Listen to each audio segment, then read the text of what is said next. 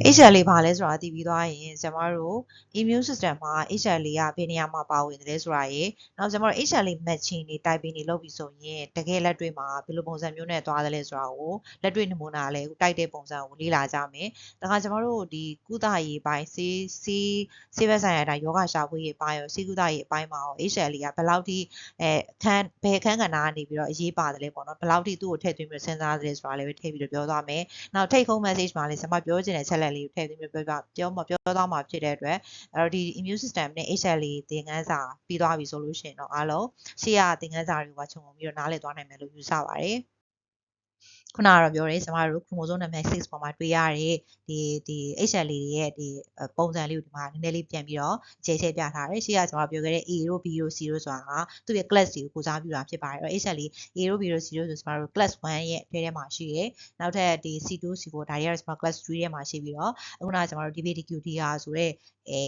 ဒီကတော့ကျွန်တော်တို့ class 2ရဲ့အောက်မှာရှိပါတယ်။အဲဒီမှာကျွန်တော်တို့ကအရေးကြီးဆုံးကတော့ကိုက်ညီဖို့ရှိဖို့ရန်အလိုအပ်ဆုံးကကြတော့ဒီ A တို့ B တို့ DR တို့ဒါတွေကတော့အရေးကြီးတယ်ပေါ့နော်။အဲကျန်တဲ့ဟာတွေအရေးမကြီးလားဆိုလို့ရှိရင်တချို့ဟာတွေကကြတော့တချို့တော့ transplant တွေအတွက်ဆိုလို့ရှိရင်တော့မကိုက်ညီလဲပဲကျွန်တော်တို့ပြီးလိုက်တာရှိတယ်။ဒါပေမဲ့လည်းပဲ main ဖြစ်တဲ့အဲ့လိုဒီ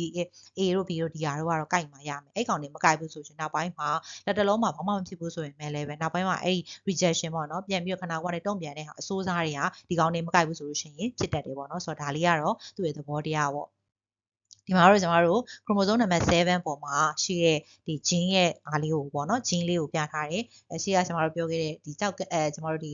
ီအဆုပ်ပေါ့နော်အဆုပ်နဲ့ပတ်သက်တဲ့ယောဂ basic science သင်ခန်းစာထဲမှာလည်းပဲကျွန်မဒါလေးကိုထည့်ပြောထားတယ်။တခါကျွန်တော်တို့မျိုးရိုးဗီဇနဲ့ပတ်သက်တဲ့သွေးယောဂတွေအကြောင်းကျွန်တော်မိတ်ဆက်ပြောပြတဲ့အခါပြောပြတော့လည်းပဲကျွန်တော်တို့ဒီ gene တွေအကြောင်းပါတယ်ပေါ့နော်။ gene တွေအကြောင်းပဲကျွန်တော်တို့သွေးယောဂတွေဘယ်လိုဖြစ်တယ်လဲယောဂတွေဘယ်လိုဆက်ဆက်နေတယ်လဲအဲတော့ကကျွန်တော်တို့တောက်လျှောက်ပြောလာခဲ့တာကလုံးဝအဲသွေးယောဂတွေနဲ့ပတ်သက်ပြီးတော့အဲ့လိုနာတာရှည်ဖြစ်တဲ့သွေးယောဂတွေဆိုလို့ကျွန်တော်တို့ချင်းစီအစားထိုးမှပဲအဆင်ပြေတယ်ပေါ့နော်အများဆုံးอ่ะဆိုတော့ဒါလေးကကျွန်တော်တို့အခုသွေးယောဂတွေ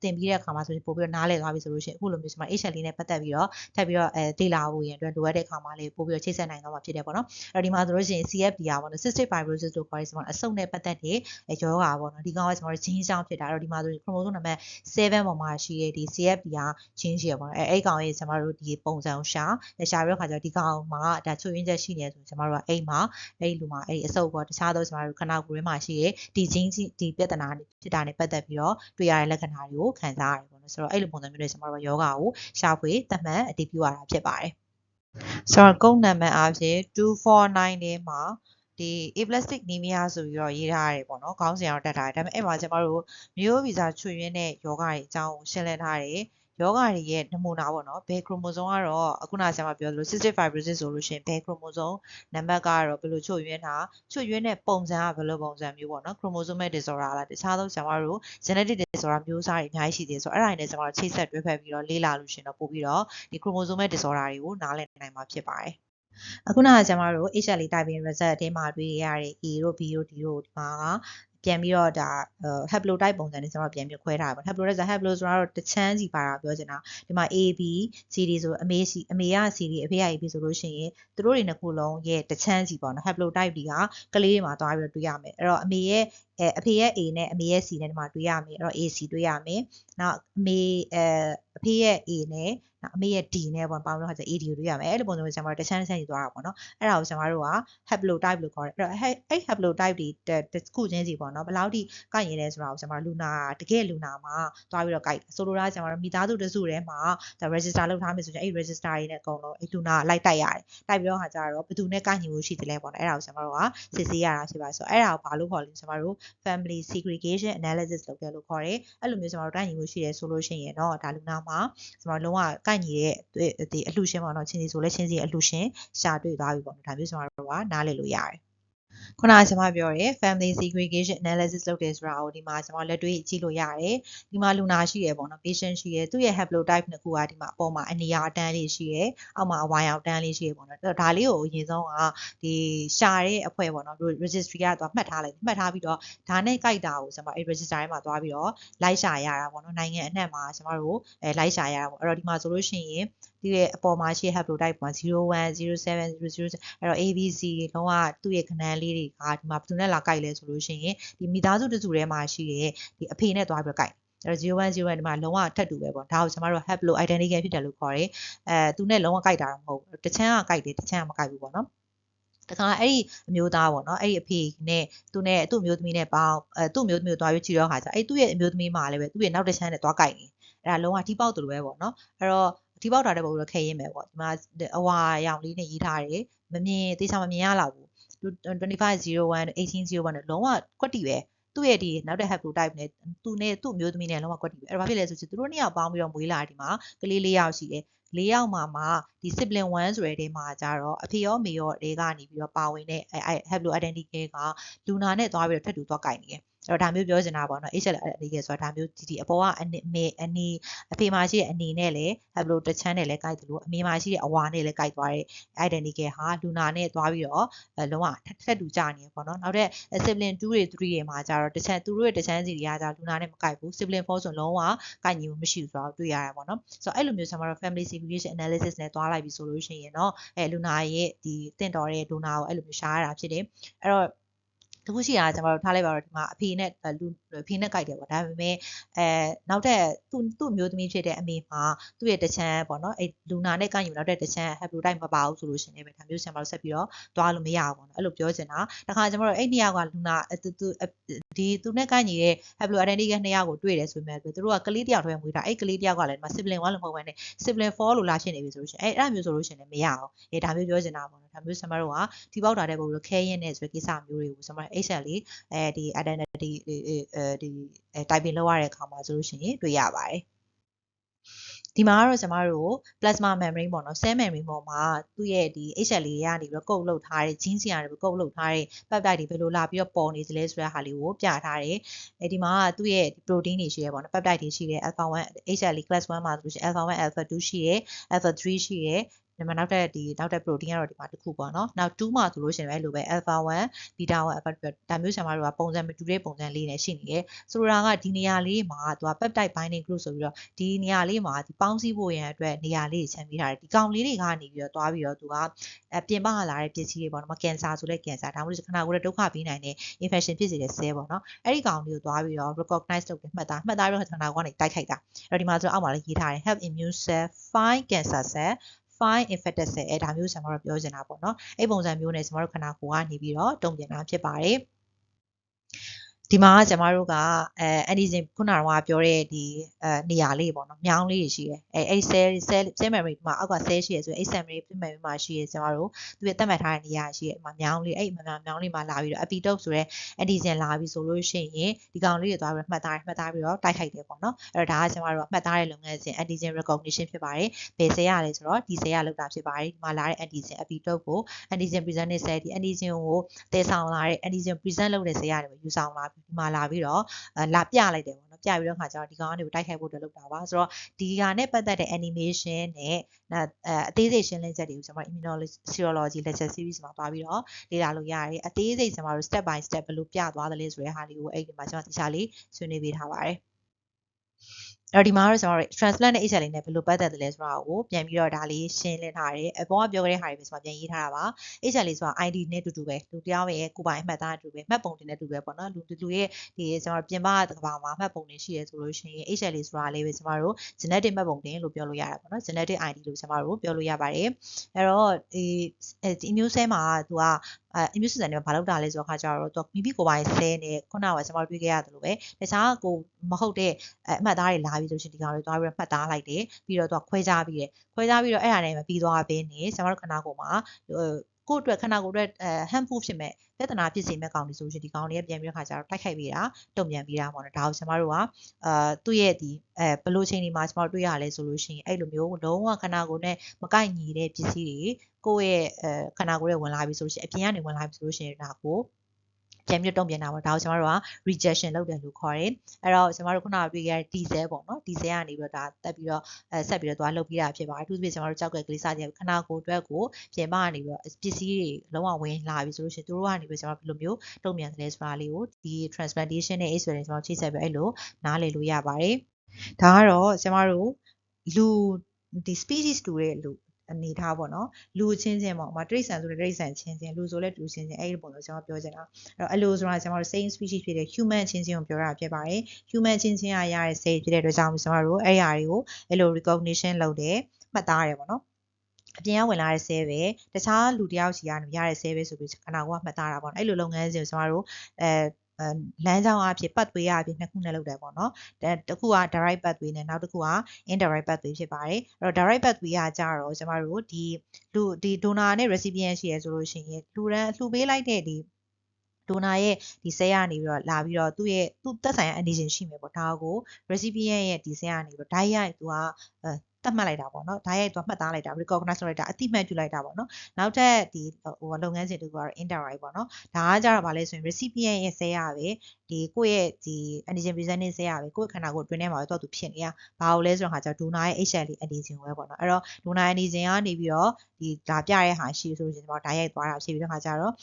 ့ကိုယ့်ရဲ့ဒီ recipient ပေါ့နော် donor ကနေပြီးတော့ပဲသူကရှိရဲ့ဒီ antigen ကိုယူပြီးတော့တီးတဲ့ယူတာတက်ယူပြီးတော့ဒါ recognize လုပ်တဲ့ဆိုတဲ့ဖြစ်စဉ်အားလေးပဲနှစ်ခုရှိရပေါ့ဒါကကျွန်တော်တို့ကလုပ်ငန်းစဉ်ကိုပြောပြတာအဲ့တော့အဲ့ထဲမှာကျွန်တော်တို့ဒီ process လုပ်တဲ့လုပ်ငန်းစဉ်တွေ presentation လုပ်တဲ့လုပ်ငန်းစဉ်တွေအားဆိုလို့ရှိရင်တော့ဒီသူ့ရဲ့ဒီ recipient ရဲ့ antigen presenting cell ကနေပြီးတော့ပဲလှုပ်ဆောင်နေဆိုတဲ့အနေအထားတစ်ခုပေါ့နော်အဲ့ဒါတစ်ခုပဲကွာသွားတယ်ကျန်တဲ့ဟာတွေကတော့ကျွန်တော်တို့ allo recognition လုပ်တဲ့လုပ်ငန်းစဉ်တွေကတော့တူတူပဲဖြစ်ပါတယ်ဒီမှာကျွန်တော်တို့က HLA ဒီ match လုပ်တဲ့ကိစ္စဆိုလို့ရှိရင်ဒီလိုမျိုးလူနာနဲ့ဒီအလှူရှင်နဲ့ကြားထဲမှာကိုက်ညီဖို့လိုအပ်တဲ့ဒီ transplant နေမှာဆိုလို့ရှိရင်ခန္ဓာကိုယ်ကိုရင်းကအစားထိုးတဲ့နေရာမှာဆိုလိုအပ်တဲ့ကိုက်ညီတာပို့ပြီးတော့ဒီအကိုက်ညီဆုံးဆိုလို့ရှိရင် rejection မဖြစ်တော့ဘူးပေါ့နော်အဲ့တော့တိတ်ပြီးတော့မကိုက်တာတွေထည့်လာမယ်ဆိုလို့ရှိရင်တော့ rejection ဖြစ်တာတွေကရေတို့သို့မဟုတ်ရေရှည်မှာဖြစ်လာနိုင်ပါတယ်အဲ့တော့အဲ့ဒီဟာတွေကဘယ်ရလဲဆိုကျွန်မရှေ့ကပြောခဲ့သလိုပဲမိတို့ခန္ဓာကိုယ်မှာ antigen တွေအများကြီးနဲ့အသက်ရှင်နေတဲ့များထိတွေ့နေကြတယ်ဒါကြောင့်မို့ကျွန်တော်တို့ထိတွေ့ထားတဲ့ antigen ပေါ်မူတည်ပြီးတော့ခါကျကိုယ်မှာ antibody တွေအများကြီးထွက်နေတယ်အဲ့လိုကျွန်တော်တို့ကမတူညီတဲ့ HLA antibody တွေအများကြီးထွက်နေတဲ့ဟာမျိုးဟာဘယ်လိုအနေအထားမျိုးတွေမှာကျွန်တော်တို့အများကြီးတွေ့ရတယ်လဲဆိုလို့ရှိရင်ခဏအရင်တော့ကကျွန်တော်တို့transfusion လုပ်ပြီးတာပေါ့နော်သွေးသွင်းမှုတဲ့လူစာမျိုးတွေကျွန်တော်တို့ပေါ်လာတတ်တယ်အဲ့တော့အဲ့ဒါတွေကြောင့်နောက်ပိုင်းမှာကျွန်တော်တို့ antibody တွေကပဲနောက်ပိုင်းပြဿနာတွေဖြစ်စေတတ်တယ်ပေါ့ဒီဖြစ်ကျွန်တော်တို့ဒီ WBC antigen တွေနဲ့ sensitize ဖြစ်ပြီးတော့နောက်ပိုင်းဖြစ်ပေါ်လာတဲ့ antibody တွေကြောင့်မလို့နောက်ပိုင်းထပ်ပြီးတော့သွေးသွင်းလာမယ်ဆိုလို့ရှိရင် reaction တွေထပ်ပြီးတော့ဖြစ်တာရေးတာမျိုးနောက်ကကျ platelet တွေဆိုလို့ရှိရင်လည်း platelet တွေသွင်းတဲ့အတွက်ကြောင့်မလို့platelet တွေသွင်းတဲ့အခါမှာဆိုလို့ရှိရင်လည်းအဲ့ဒီ WBC antigen တွေကနေသွားပြီးတော့တိုက်ခဲ့တဲ့အတွက်ကြောင့် platelet ကသွင်းတဲ့လောက်ကိုတက်မလာတာဒါမျိုးတွေကျွန်တော်တို့တွေ့ရတတ်တယ်နောက်ကျွန်တော်တို့ဒီအရင်တော့ကိုရင်းကအစားထိုးဘူးလဲဆိုလို့ရှိရင်လည်းတေချာဘောက antibody အများကြီးပေါ်နေမှာပဲနောက်ကကျတော့အမျိုးသမီးဆိုရင်ကိုဝင်ဆောင်တဲ့ကိစ္စအချိန်ဒီမှာဆိုလို့ရှိရင် HLA antibody တွေသူကကလေးနဲ့ပတ်သက်ပြီးတော့သူကတက်လာတာပေါ့နော်အဲ့ဒါကျတော့ foreign ဖြစ်တဲ့ဒီကလေးကနေပြီးတော့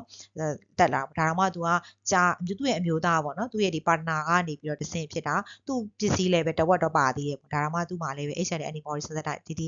antibody တက်ပြီးတော့ထွက်လာတယ်ပေါ့ဒါကြောင့်မို့ကျွန်တော်တို့ကအဲ့ဒါတွေပုံမူတည်ပြီးတော့သူ့ရဲ့အကြောင်းရင်းပုံမူတည်ပြီးတော့ခါကြတော့ထွက်လာတဲ့ကျွန်တော်တို့ HLA antibody အမျိုးအစားတွေရှိရပေါ့နော်အဲ့ဒီကောင်တွေကနေပြီးတော့ transplant လုပ်တဲ့အခါမှာလာပြီးတော့အခက်အခဲဖြစ်စေရဖြစ်ပါတယ်အဲ့တော့ရေရှည်ကျွန်တော်တို့ rejection ဖြစ်တယ်ဆိုတာကိုခံစားရနိုင်တယ်ကိုက်ညီမဲ့အလှူရှင်ရှာရဖို့ရှာတွေ့နိုင်မှုရဲ့အတွက်ကအဲ့လို antibody တွေအများကြီးရှိနေလေအဲ့လိုမျိုး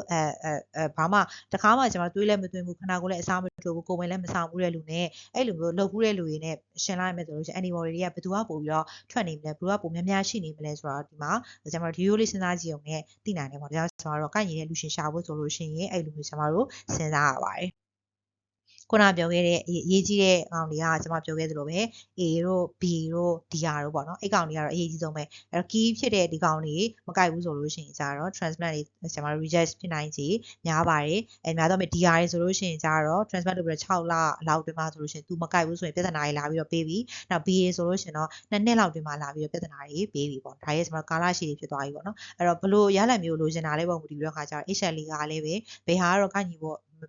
မဖြစ်မနေတော့ကိုက်ညီမှပြမယ်ဆိုတဲ့ဟာမျိုးကိုကျွန်မတို့ဒါကပြန်ပြီးတော့စဉ်းစားလို့ရတယ်ပေါ့နော်သွေးသွင်းတာနဲ့ပတ်သက်ပြီးတော့ကျွန်မတို့တွေဒီWBC ပေါ့အဓိကကတော့သွေးလှူရှင်ကနေပြီးတော့သူ့ရဲ့ထဲမှာပါလာ WBC ပေါ့သူပြကျွန်မတို့ plasma ပေါ့နော် plasma သွင်းနေနောက်ကကျတော့ platelet သွင်းနေပေါ့အဲ့ဒီတွေကနေပြီးတော့ပါလာတဲ့ဒီ WBC တွေကနေပြီးတော့ဒီခဏသွင်းခံလိုက်ရတဲ့ဒီလူနာကနေပြီးတော့ပြန်ပြီးတော့တုံ့ပြန်တာပေါ့နော်အဲ့တော့ဒါရဲ့ကျွန်မတို့ခုနကပြောသလို allo immunization ပေါ့နော်allo recognition ပေါ့ဒါပေမဲ့တကယ်တမ်းကျတော့ဖြစ်စဉ်အားဖြင့်ဆိုလို့ရှိရင် immunize ဖြစ်သွားတယ်ပေါ့နော်ခုခံစနစ်ကနေပြီးတော့သူကသူခဏ ကိုမဟုတ်တဲ့တခြားလူတွေကကိုမဟုတ်တဲ့တခြားကိုပစ္စည်းမဟုတ်တဲ့တခြားလူရဲ့ပစ္စည်းကိုခဏကိုယ်ရဲ့ဝင်လာရဲဆိုတော့သူကမှတ်ထားတဲ့သဘောပေါ့နော်ဒါကိုကျွန်တော်အဲ့လို immunization ခေါ်တယ်အဲ့ဒီကောင်တွေကနေပြီးတော့ transfusion လုပ်တဲ့အခါမှာနောက်တစ်ချိန်ထပ်ပြီးတော့သွေးသွင်းတဲ့အခါမှာပြဿနာဖြစ်စီရဖြစ်ပါတယ်အဲ့တော့အဲ့လိုမျိုးဖြစ်လာပြီဆိုလို့ရှိရင်ခဏမှာတွေပေါ်လာလဲဆိုတော့ immunize ဖြစ်သွားပြီဆိုလို့ရှိရင် anti HLA antibody HLA antibody ပေါ့နော်ဒါတွေပေါ်လာတယ်အဲ့ဒီကောင်တွေကပြဿနာသွားပြီးတော့ပြီးတယ်အဲ့ antibody တွေကသွားပြီးတော့ဖြည့်ဆည်းတဲ့အတွက်ကြောင့်မလို့ခဏကိုယ်လိုအပ်တဲ့ပုံစံမျိုးကိုလည်းပဲမရရှိစေတာအပြင်ကိုနောက်တဲ့ခဏကိုယ်ဆိုးဆိုးဖြစ်စေတဲ့အနေအထားမျိုးကိုလည်းဒီကောင်တွေကသွားပြီးတော့ဥဆောင်ပြီးတော့ဖန်တီးပေးနေတာဖြစ်ပါတယ်အဲ့တော့ခုနကကျွန်တော်တို့ပြောတဲ့ subsequent transfusion မှာ anti HLA antibody antibody ပေါ့နော်ဒါတွေဖြစ်ပေါ်လာတယ်အဲ့ကောင်တွေကသွားပြီးတော့ fever reaction ပေါ့နော်အဖျားတက်စေတယ်နောက်ခဏကိုယ်လည်းကျွန်တော် platelet တွေတွင်းမြတ်ဆိုလို့ရှိရင်ကိုသွင်းတဲ့လောက်ကိုတက်မလာဘူးနောက်တစ်ခါကျတော့ဒီ lungs ပေါ့နော်အဆုတ်မှာသွားပြီးတော့ဒီ HLA antibody တုံ့ပြန်တဲ့အတွက်ကြောင့်မလို့အဆုတ်မှာသွားပြီးတော့အဲ့ antibody ကသွားပြီးတော့ပြဿနာပေးတယ်အဲ့တော့အသက်အန္တရာယ်ရှိတဲ့ဒီကောင်ကပြင်းထန်တယ်ပေါ့နော်အဆုတ်မှာဒါသွားပြီးတော့ဒီအဆုတ်ရဲ့ဒီသွေးကြောအသီးလေးတွေပေါ့နော်အဲ့ဒီမှာသွားပြီးတော့တိုက်ခိုက်ပြီးတော့ဒါအဆုတ်ဒ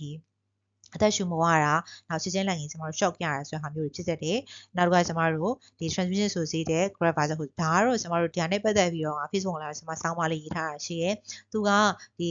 ဆွေမျိုးချင်းပေါ့နော်မိသားစုအချင်းချင်းဆွေမျိုးချင်းပေါ့အဓိကခုနကကျွန်တော်ပြောသလိုမျိုး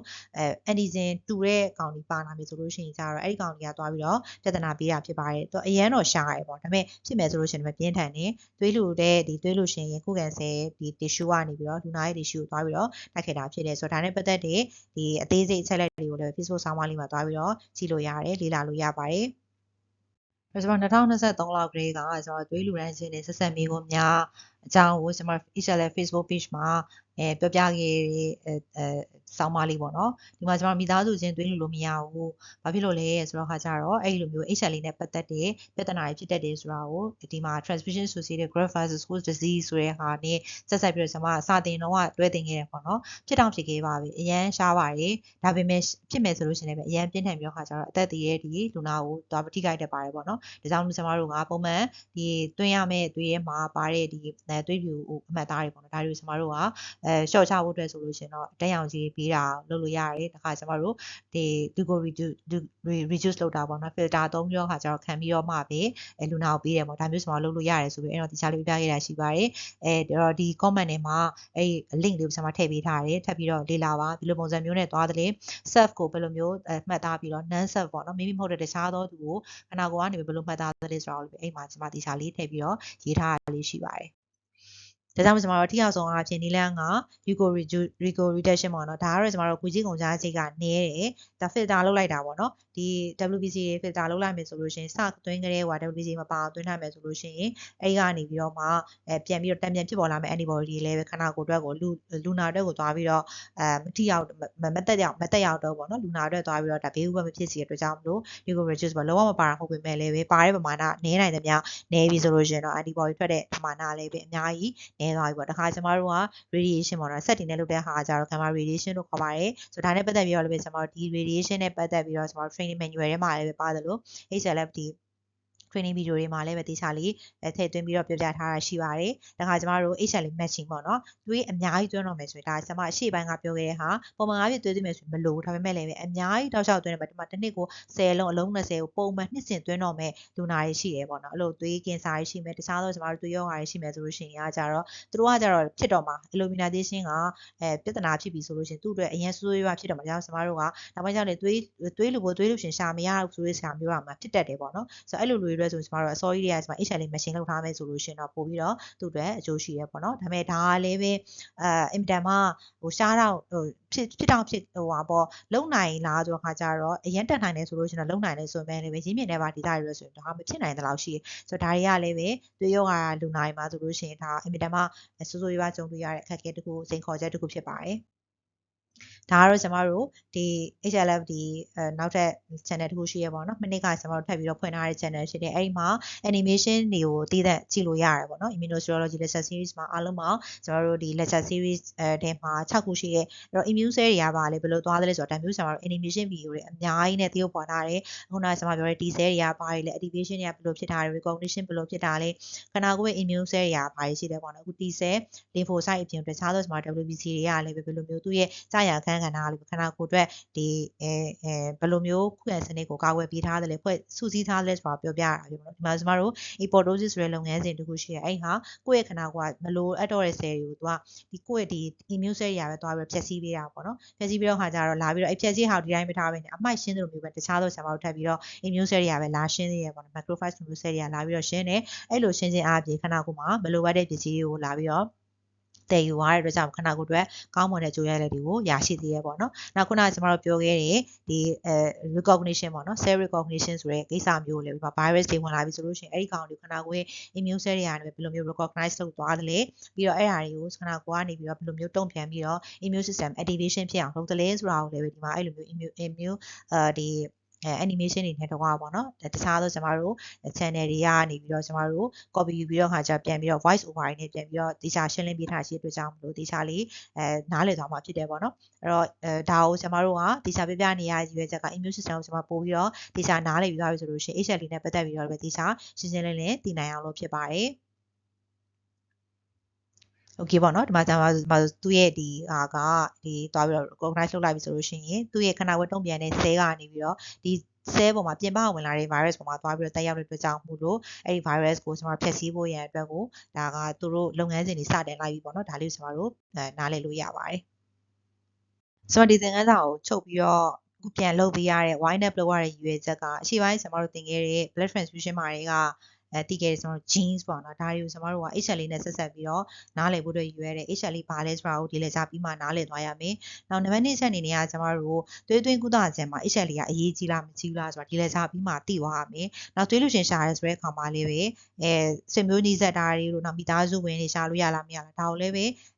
တေချာလေးဘာကြောင့်အဲ့လိုပြောရလဲဆိုတော့ကျွန်တော်တို့သိဖို့လိုအပ်တယ်ပေါ့နော်။ဒါကကျွန်တော်ကိုရင်ကအစားထိုးရဲဆိုလို့ရှိရင် HLA typing လုပ်ရတယ်။အဲ့ဒါဘာကြောင့်လုပ်ရတာလဲဘယ်လိုလုပ်တာလဲဘယ်လိုအနေအထားမျိုးတွေမှာလုပ်ကြတာလဲဘယ်လောက်ထိခက်ခဲသလဲဆိုတဲ့ဟာကိုကျွန်တော်သိသိချင်းနဲ့နောက်တစ်ခါကျွန်တော်တို့အခုလက်ရှိ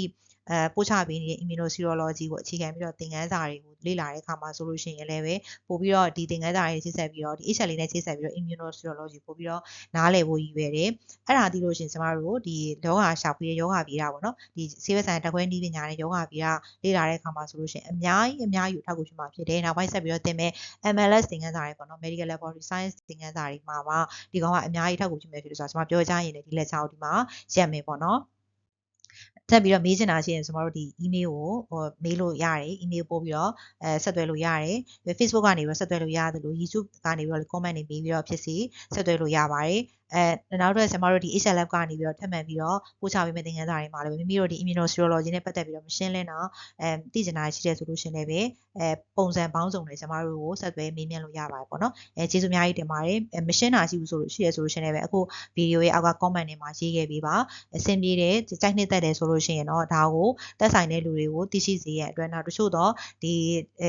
ကိုရင်းကအစားထိုးတာတို့နောက်တခြားသောကျွန်တော်တွေးသွင်းကုသတာတို့နောက်မျိုးဗီဇရှာဖွေတာတို့ဒီလိုမျိုးကျွန်တော်တို့ဒီနိုင်ငံခြားဇာတ်လမ်းတွေမှာခဏခဏတွေ့နေရတဲ့ဒီ rehab ပြစ်စရာတချို့ကိစ္စလေးတွေပေါ့ဒါမျိုးလေးတွေနဲ့ပတ်သက်ပြီးတော့သိကျင်တဲ့ဘူးတူတာလိုချင်တယ်ဆိုလို့ရှိရင်လည်းပဲဒီ general audience ကိုပေါ့နော်ကျောင်းသားတွေပြင်ကျွန်တော်တို့ audience တွေကိုပါကျွန်တော်တို့ကဒီ like and share ပေးဖို့အတွက်ကျွန်တော်တို့ဖိတ်ခေါ်ရပေါ့နော်အဲ့တော့ကျေးဇူးတင်ပါတယ်ထပ်ပြီးတော့ဒီတက်ပို့ပြီးတော့အဆင်ပြေမဲ့ဒီတက်ပို့ပြီးတော့အသုံးတည့်မဲ့သင်ခန်းစာတွေလည်းပဲအခုလိုမျိုးကျွန်တော်တို့ public ကို share ပေးသွားပါမယ်လို့ပြောချင်နေဒီလက်ချောင်းဒီမှာရက်ပါမယ်ကျေးဇူးအများကြီးတင်ပါတယ်